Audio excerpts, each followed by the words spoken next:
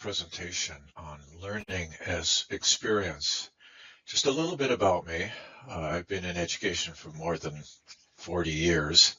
I started as a high school teacher and then had the fortune to be invited to design and start a school of my own called Cyber Village Academy. And I was an administrator and taught there for 10 years. The Cyber Village Academy was a school for grades 3 through 8 initially, and it was really designed to serve kids who were chronically ill.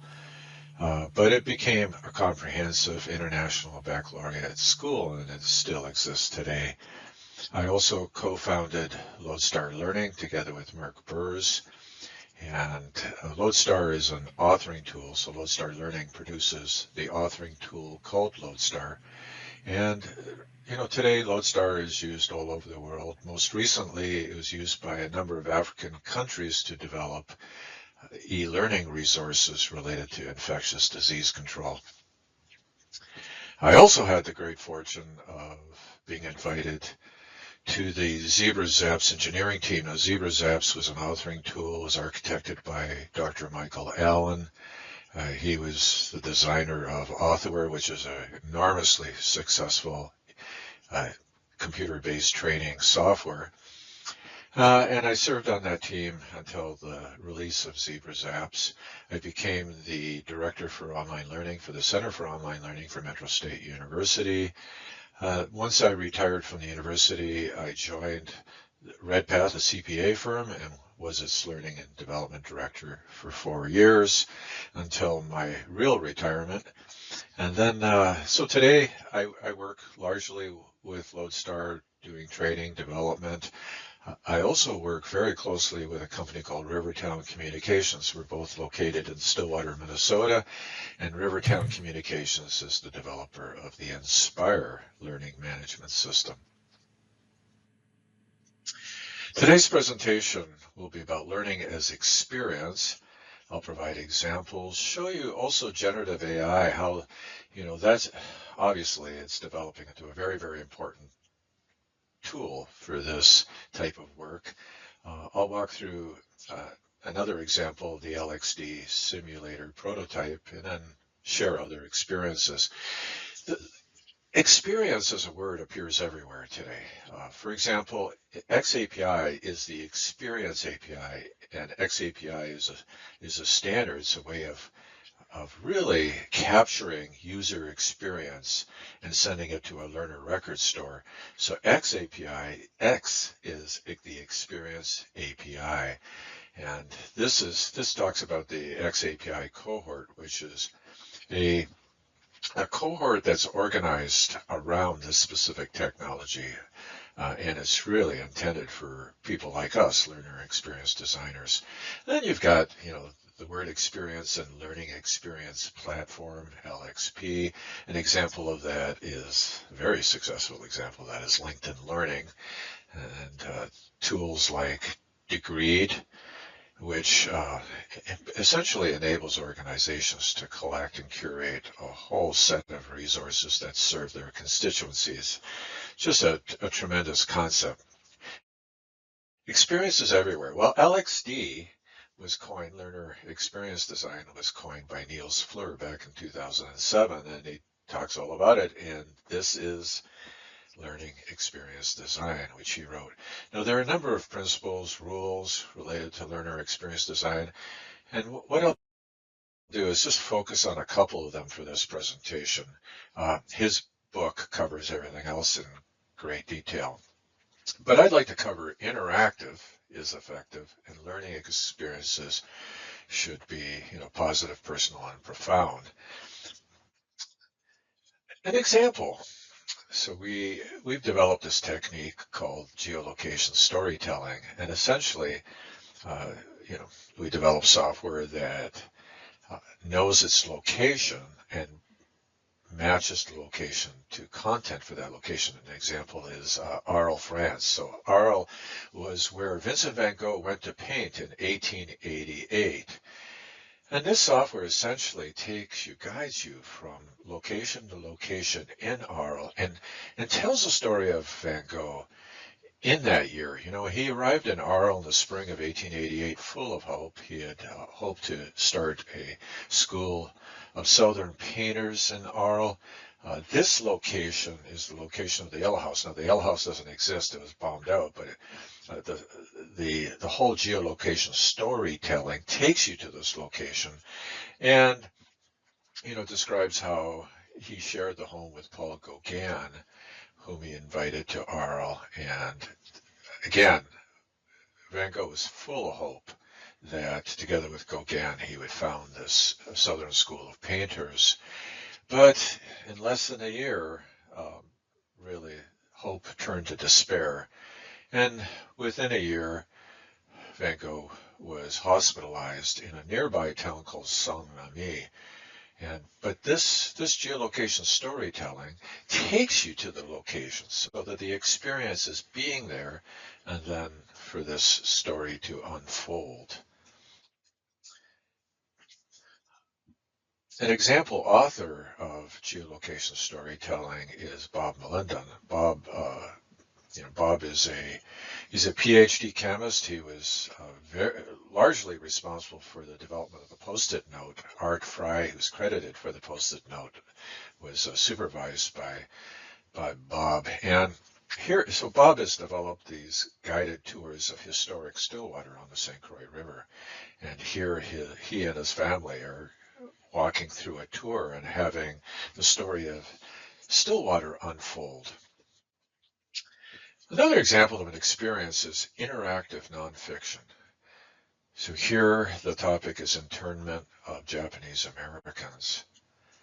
And you're essentially placed in the role of a Japanese American at the outbreak of World War II when Japanese Americans were put into internment camps. And you're asked to make decisions to keep you out of the camp. And again, the experience is, playing the role of a Japanese American, making decisions, being challenged to stay out of a camp. And another type of experience, this goes back to, I had mentioned that I went to work for a CPA firm, and I think at least once a month, we got new employees and provided them with a new employee orientation. So we had both on-campus employees and remote employees.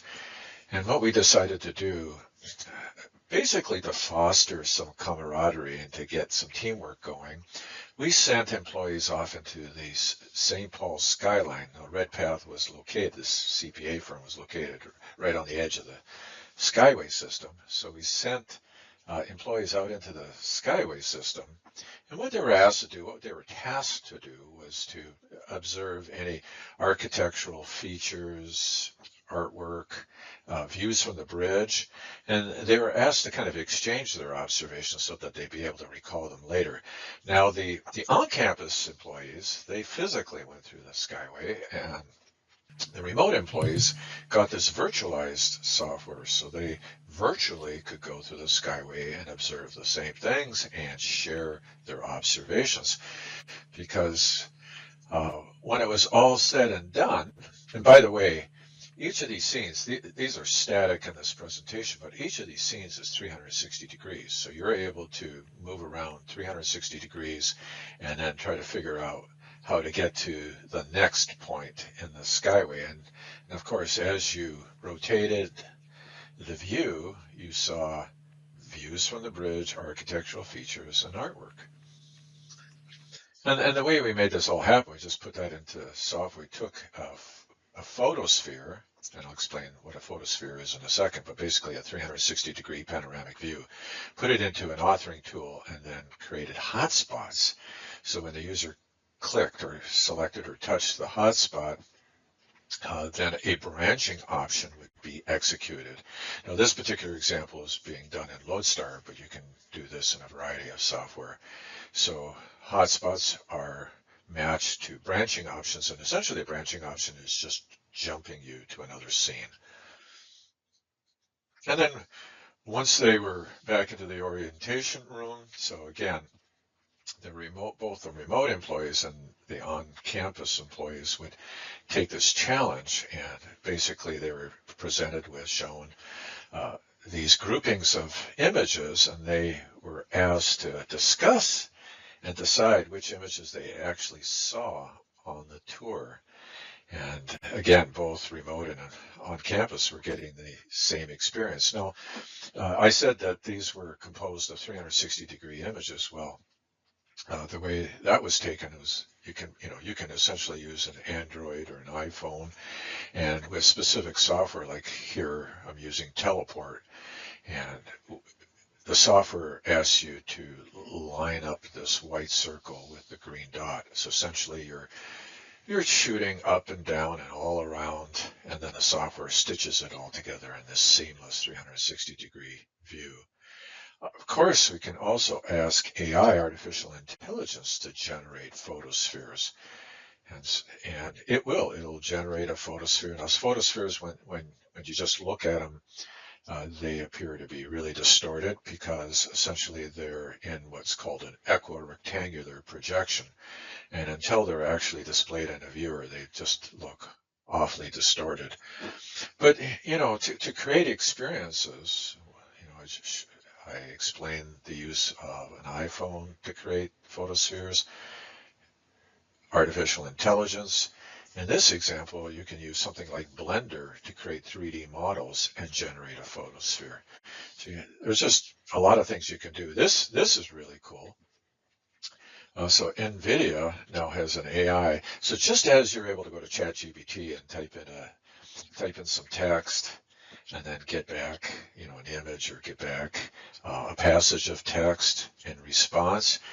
With the NVIDIA AI, you're able to type in a text prompt, and it'll give you back a 3D model. So you can use that 3D model to populate a 3D scene. And essentially, so here, like with this ice cream cone, what we see is kind of a 3D blob. And then a surface is painted, a photorealistic image is painted onto that surface. So these are skinned with photorealistic images. So then you can take this ice cream cone and turn it around 360 degrees, examine it. So simulations are an important, one of the many strategies of creating a learner experience. And so simulations, now the word simulation, there are all kinds of types of simulations. And in this particular example, so this is a kind of it's a pretty sophisticated simulation created by TrueUp, and this is intended for CPA firms to teach fraud investigation. So essentially, you go into Tindy Fashions, and you're investigating fraud and abuse. Simulations can be, essentially story-driven, scenario-based e-learning experiences that are, completed solo or in pairs or in groups. And there's a variety of software that enables, like, for example, software that allows you to set up a decision, and then based on that decision, so here we have a decision with a number of options, and then based on your selection of the option, you'll go down one path versus another. Now this example is BranchTrack, but Lodestar and Storyline and Captivate can all do this. Here's an example of an interactive case study that was used. The Smart Builder software was used to build this. And this, essentially, you're taking a patient, Pamela Kaminsky, and we're walking through her history evaluation. We do an exam, create a report, come up with a diagnosis for this patient. And we get evaluated based on time and money spent, and of course, the level of care management. So we're assessed on a number of things. Did we get the diagnosis right? And did we do it timely and with patient care? Another whole area of simulations is the short sims. Another type of simulation is the short sim. And that term was coined by Clark Aldrich. I've written about simple sims for a long time, and they're essentially the same thing. So short sims, you're given a scene, often text-based, but with some graphics, and then some choices to make. And then, of course, based on those choices, you can go off in one direction versus another, and you can get feedback based on your choices. Clark Aldrich basically wrote the book on short sims, and there's a book titled Short Sims, where he goes into great detail on how to plan a short sim and carry it out. But there are high fidelity, part of a learner experience could be a high fidelity simulation, as you find in medical simulators. And this particular medical simulator, which is really a high def one, is the Indus, created by Indus Greeks. This is Indus Geeks Init. And again, is very realistic, puts you into a large part of the learner experience is placing you into real world context, real world situations where you've got to make decisions, sometimes under pressure, as in this disaster response simulator where there's suddenly an explosion on a barge, and then you're asked to respond. And this was created by VStep. Underlying these simulations might be, now, if you're new to learner experience design, this might seem a little mind-boggling. You got to take it step by step. You slowly, eventually acquire the skills to do ever more sophisticated things. But at some point, you may use some sort of real-world modeling that's driving the simulation that you've created. For example, infectious disease modeling. And here, this is a great tool. It's called Insight Maker. It allows you to build these models. This is a SIR model. So this is, SIR in this case means this is all related to infectious disease control. So a portion of the population is susceptible to disease, to a specific outbreak like COVID, SARS, and then there's a certain percentage which becomes infected, and a certain number of people get sick as a result of that. Some recover, unfortunately, some may pass. But the simulation, so we have a model, and then of course the computer starts spitting out probabilities, so we get variations in the number of affected and so forth. With Insight Maker, what we're able to do is play with the parameters, play with these things and see what the outcome is, what happens to the population. Does the population ultimately recover and gain some immunity for the disease?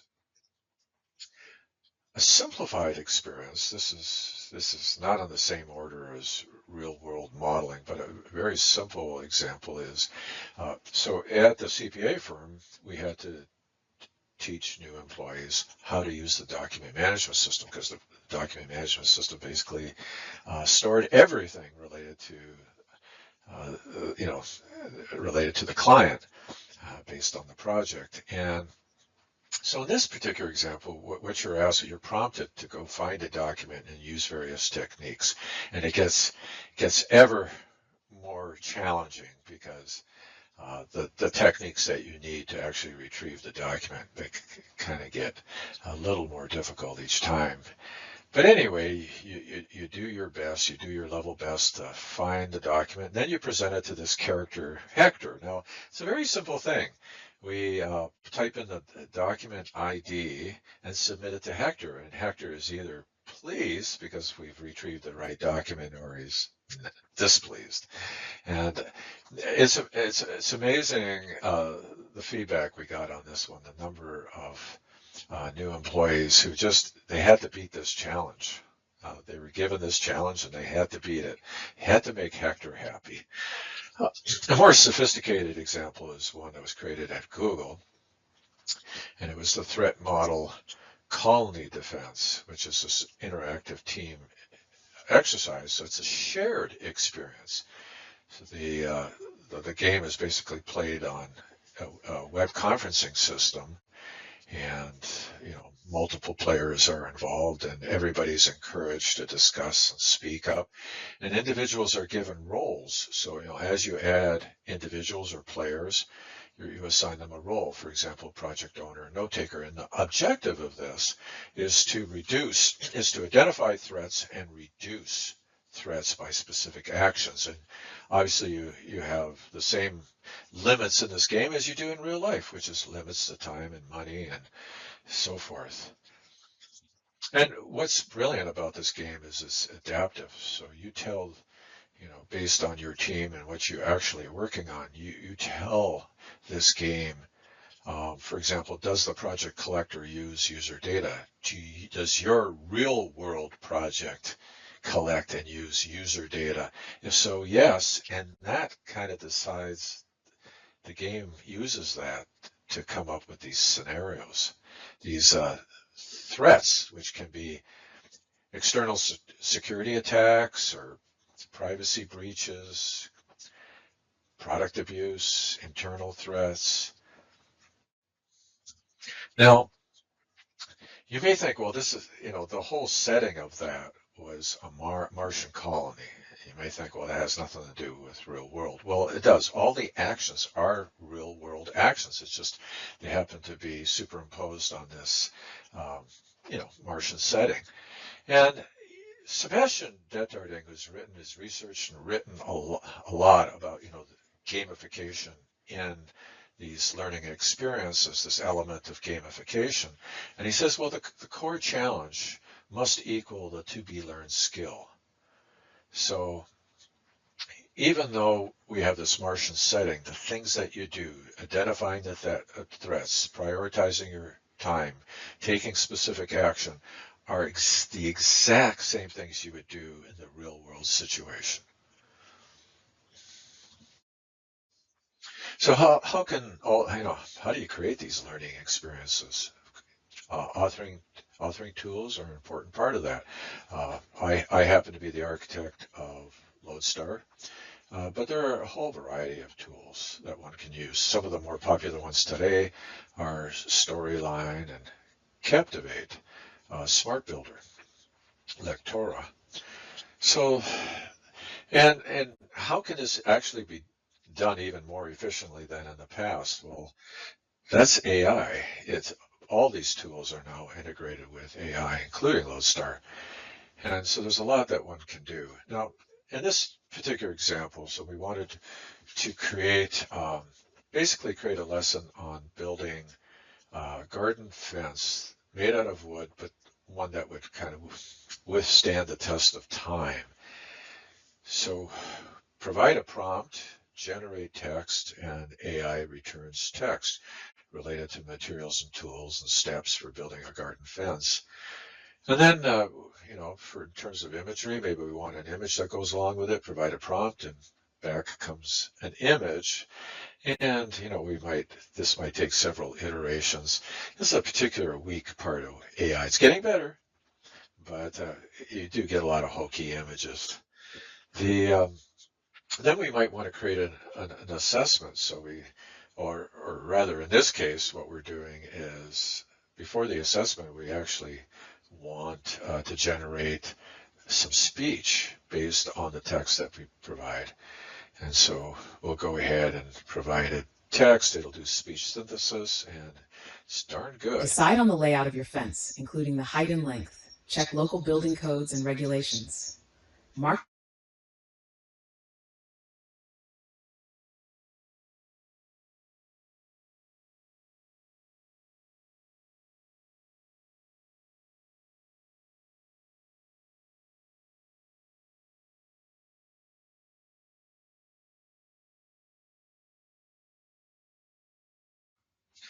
And then we might want to create an assessment. So we provided information to build an assessment. It will then populate our tool with question items and the distractors and feedback. And then we can play back the assessment. So this is a simple quiz based on the information related to building a wooden garden fence.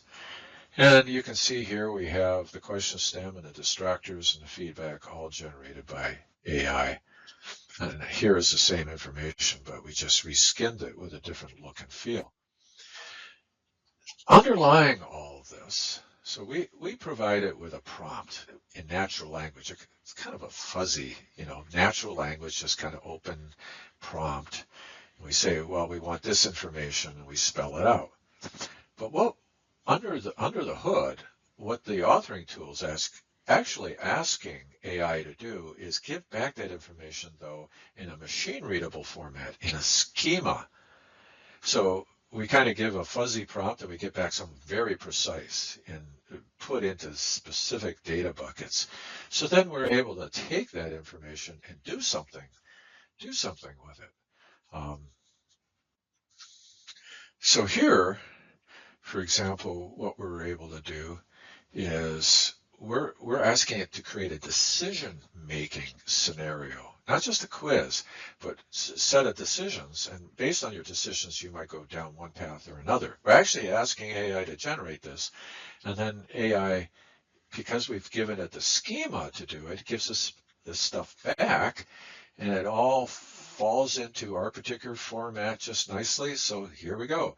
What type of wood will you use for your fence? Well, pressure treated, cedar, untreated pine, you make a choice, you get feedback. And again, based on your choices, you might go, your fence might turn out one way versus another and not withstand the test of time. How deep will you dig your fence posts? And then, of course, you could choose 3 feet, which is better than 1 or 2 feet, but you'll see the consequence of that. The use of AI is fairly inexpensive to do. $15, for example, will buy you 1 million output tokens, which is about 750,000 words for just $15. Now, because I've introduced AI and I say, well, this, really it's part of our tool set today for developing learner experiences, there's got to be a catch, and that is basically, I say this as buyer beware, caveat emptor.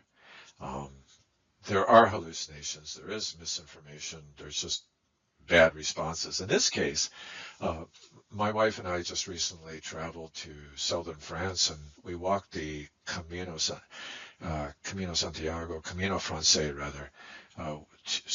We just walked a portion of it. Now this is a kind of a pilgrimage path that people take. It's 500 miles long from Saint-Jean-Pied-de-Port all the way to Compostela, Santiago. So in Spain, now there are many routes that get to this cathedral where the remains of St. James are reported to be held. So for me, this was a beautiful, beautiful walk into the Pyrenees. And all along the path is marked by the St. James shell. And even in Saint-Jean-Pied-de-Port, there in the cobblestone streets, there was the St. James shell. And what I wanted to do, I asked AI, I said, I've got a corner of the garden. It's, here are the dimensions. I have these pavers. These are the dimensions of my pavers. So figure it out. What should I do in this space to kind of recreate the St. James shell? And what I got back, and this is just representative, sometimes you just get garbage back, and in this case I got this spiral shell, and that required many, many, many pavers I just wasn't going to go there. So finally, without AI, I just simply plotted out my pavers and created the shell to the best of my ability. There are many AI tools, and they'll become a really important part of helping you, assisting you in developing learner experiences. But there's a kind of a mindset here that you really need to have. Now, let's just take the design principles of Frank Lloyd Wright. I could just present on them. I could just say, here's principle 1, here's principle 2, here's principle 3. But I chose not to do that. In this prototype design, I really wanted the learner, to apply these principles in designing a room. So, sure enough, I do go over specific principles like organic architecture. What are the principles of organic architecture? And then But then I place the learner in a situation where they're really applying the principles to designing a room. So, they'll design the style of window, fireplace, the furnishings, everything. And, you know, here we can use AI to a limited extent where, maybe a lot of tools are integrated with AI now. For example, Photoshop, and I asked Photoshop to be able to remove that table and maybe remove parts so I can get to a bare room. Or I could ask ChatGPT to do some in-painting. So here I want to replace the style of windows, and so I select an area and prompt ChatGPT to replace these windows with a different style. I'm also able to,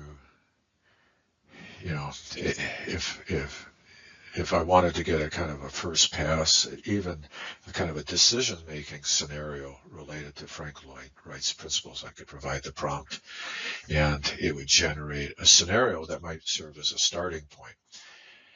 Now, to kind of, again, the underlying thing that I was trying to achieve is for learners to be able to take the principles and apply them to designing, to making all the choices to, related to the windows, the floors, the fireplace, ceiling, the furnishings, everything, to get to a Frank Lloyd design. Now, of course, they could go in the wrong direction. That room could have ended up being, a Victorian design. Here's that same principle applied in a different way. So this is an LXD challenge. That's the intended audience. The intended learner is really the young learner experience designer. And so the setup here is the learner experience designer is going into a company that manufactures solar panels, and their business goal is to reduce the number of truck rolls, which means they design these panels, they install the panels in the customer's home, but things go wrong, and this company has to maintain these panels, has to maintain a level of service. Whenever they dispatch a truck together with a technician or a pair of technicians, that's expensive, especially when you compare it to being able to solve the problem over the phone. And that's, so now, okay, the company wants to reduce truck rolls. The learner experience designer has to understand enough of the situation to see where training might fit, how training can contribute to the reduction of training rolls. Now, again, AI is used here to generate the setting for this. This is a neighborhood of homes with solar panels. The learner is given the challenge, what they're asked to do, some background on the company and the whole customer service process. And then they're presented with people to interview. So here's the L&D director, here's these three are technicians, and then the dispatcher. And now what's happening in the background is a scenario is being randomly selected that understands what the real problem is. Now, the problem could lie in a number of places. It could be that these technicians just don't know how to problem solve in this specific domain, solar panels, or it might be they have really terrible access to the tools. It just takes too much time, so they don't use the tools. That's it. Now that's a different training objective than the problem-solving one. Or it could be that most of the time the actual customer can provide them with enough information so that they can troubleshoot it, but they don't bother asking the customer. So there might be these underlying problems that if you train these folks, to really, approach this in a way where those problems are mitigated, then it'll have a positive effect on the business goal. And of course, it could be people, and it could be also instruments. The KMC is a knowledge management center to consult dashboard ticketing system and so forth. Now, They consult the resources. And incidentally, so just as an aside, when the learner is interviewing these characters, for example, the L&D director, the L&D director is really a character puppet. And a character puppet, by puppet, I mean it's basically an animated figure with this skeletal rigging. So, things like, the rotation of the head can be controlled, or raising of an arm, or blinking of an eye, or the moving of the lips. All these things are part of the rigging of this character puppet. And what we're able to do is, and by the way, the character puppets, some are, you could find them for free or buy them. In this case, these character puppets were purchased from Graphic Mama, and they come equipped with all these visemes, which are the lip formations. So every sound is matched to a lip formation. And then the character puppet is put into Adobe's character animator in this case, in this example. So we have the character puppet and then the speech. And then the whole system is being asked to go ahead using AI to do the lip syncing, so that the right visemes, the right lip formations are matched to the part in the sound file, and so that these characters talk. Well, the characters talk and they provide information, and then ultimately the learner experience designer, and by the way, at least one character in each scenario will misinform, because that happens, right? Not everybody's going to give you the right information all the time. That's the real experience is some people kind of mischaracterize it or really don't have a clue as to what's going on. Well, we factor that all into these scenarios, and then ultimately the learner is asked to choose which training outcomes really will work in this scenario. And then they're given feedback, in terms of which were right on, which were just off. And they're evaluated accordingly. And then they can decide, well, okay, I like that score. I'm okay with that score. This is the one that I'll post, or I'm going to try again. And I'm provided with a different scenario. So the whole learning experience is stocked with these scenarios so that people can go ahead and learn from their mistakes and try again. Now, kind of as a part to it, like the scenario information in the Lodestar authoring tool. Now this works differently with different tools, but in the Lodestar authoring tool, what happens here is we basically have a data set. We create a data set, and a data set has specific properties that hold values related to this particular scenario. What are the right outcomes, for example, related to this scenario? And then the scenario is just randomly chosen and then displayed, and it informs everything. What character puppets, what they say, and so forth. Now, stepping away from that, so stepping away from the LXD challenge, which uses these data sets and randomized scenarios, the idea of data sets and then submitting them to AI is just a really interesting opportunity in learner experience design. So here what's happening is a custom data set is set. Now, I've totally stepped away from the LXD challenge now. This is a data set where we created the fields of this data set are the name of a country, its capital city, its languages, and its population size. So we basically create this empty form and we submit it to AI, and we ask AI, give us the 100 most populated countries, and then it fills this data set.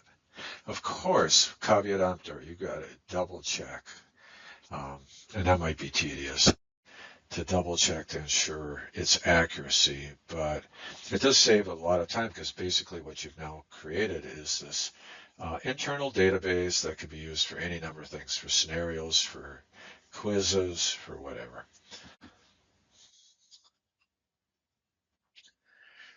So if you're interested in following up and learning more about experience and the generation of experience in this whole undertaking called Learner Experience Design, I do have an article. It's in the Lodestar Web Journal, so you could very, very quickly just Google Lodestar Web Journal, and then once you're into the journal, just type in, search for experience.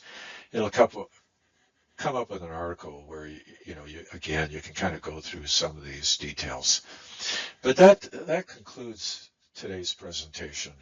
Essentially, learner experience design is about experience.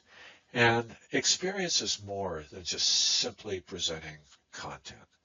Experience can be an example of a strategy for creating learner experiences is simulations, and I've shown you a number of simulations where what you're really doing is putting the learner in a situation, challenging them, having them make decisions, and then for them to see the natural consequence of those decisions. That's one kind of experience in this whole business of learner experience design. So thank you for sticking with me. Until next time.